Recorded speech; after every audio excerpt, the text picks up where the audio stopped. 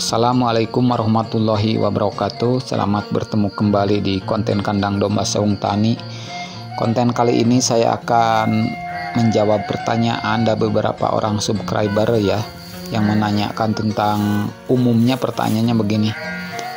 Apakah breeding menguntungkan? Menguntungkan mana antara breeding dan fattening atau penggemukan ya, pembesaran.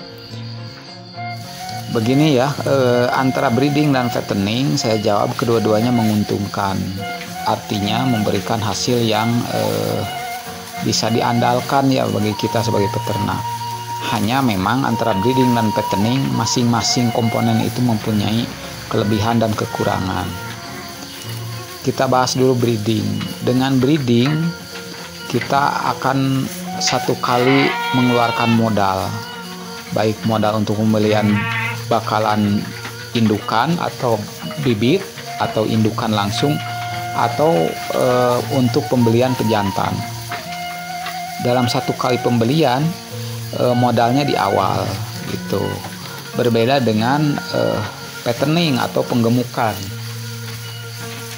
Kalau penggemukan setiap tahun atau setiap periode penggemukan kita harus beli bakalan yang baru. Baik itu penggemukan berupa ternak jantan ataupun betina. Hanya khusus domba Garut, saya bicara tentang domba Garut. Kalau untuk para penghobi ya, para pemula yang hobi tujuannya ekspektasinya terlalu tinggi, nanti akan ke kontes dan lain sebagainya, sehingga membeli bakalan pejantan, fattening, pembesaran, penggemukan itu untuk 1 tahun ke depan, 2 tahun dan 3 tahun baru bisa ke pamidangan. Kalau dibandingkan dengan breeding yang memerlukan waktu yang sama selama 3 tahun, itu jelas tambahan populasinya ada di breeding ya, ada di breeding. Sedangkan hasilnya antara breeding dengan fattening yang mengandalkan domba Garut untuk hobi dulu ya, untuk fun, itu jelas tergantung kepada istilahnya kumaha milik orang gitu ya, kembali lagi kepada rezeki dan milik kita.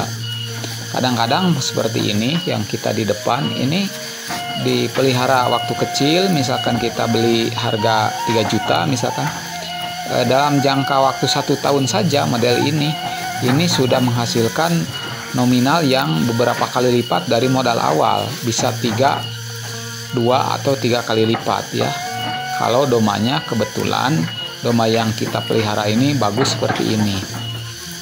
Tapi sebaliknya, kalau domanya gagal, nah tidak sesuai harapan, karena kita pengetahuan dalam memelihara domba Garut itu baru seneng bagi pemula ya, baru belajar, tidak paham tentang ini bakalan akan bagus dan tidak, akan gimana nanti larinya, bentuk tanduk, postur badan dan lain sebagainya.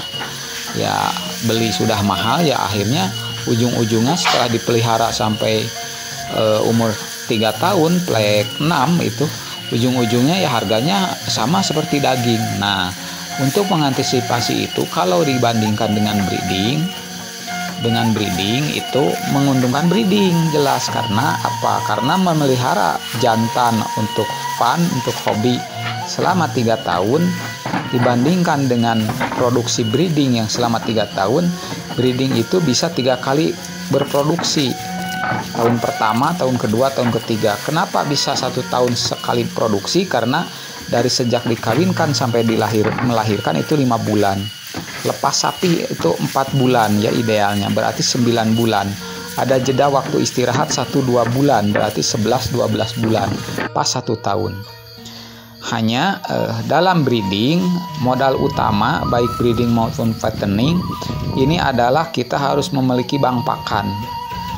Bank pakan yang bentuknya untuk areal hijauan ya, seperti yang jauh di sana itu adalah tempat tanaman rumput kita sebagai modal ketika kita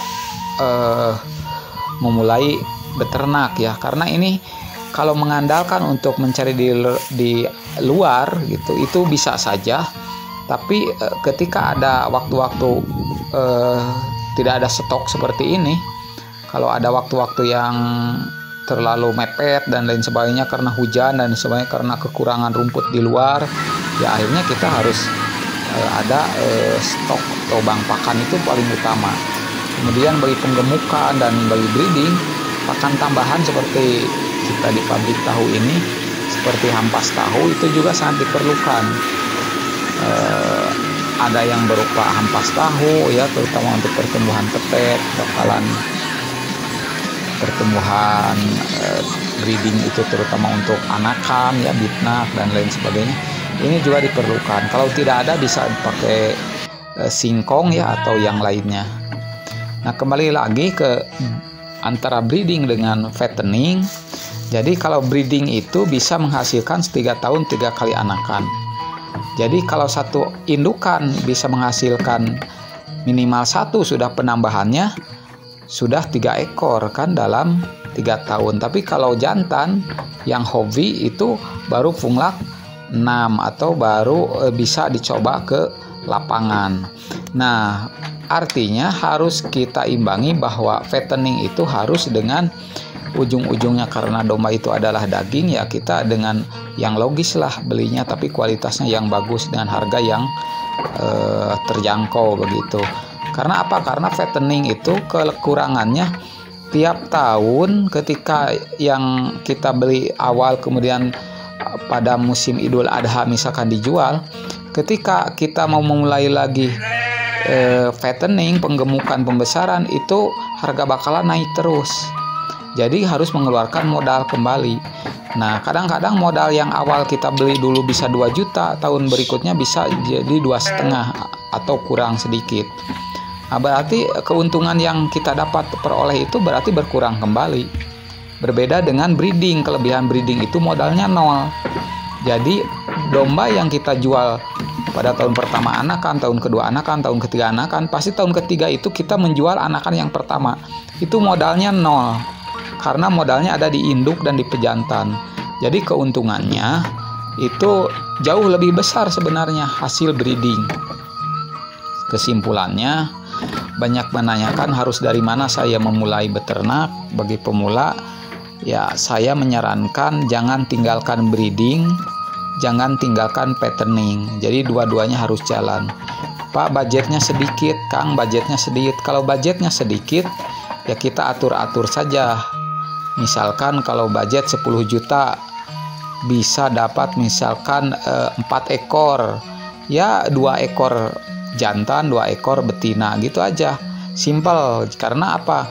Kita melihara jantan itu perputarannya lebih cepat, keuntungan untuk perputaran cost cash flow-nya, tapi betina juga sebagai mesin ATM kalau istilah saya, untuk mesin produksi untuk menyiapkan bakalan fattening berikutnya agar tidak kembali membeli kan begitu.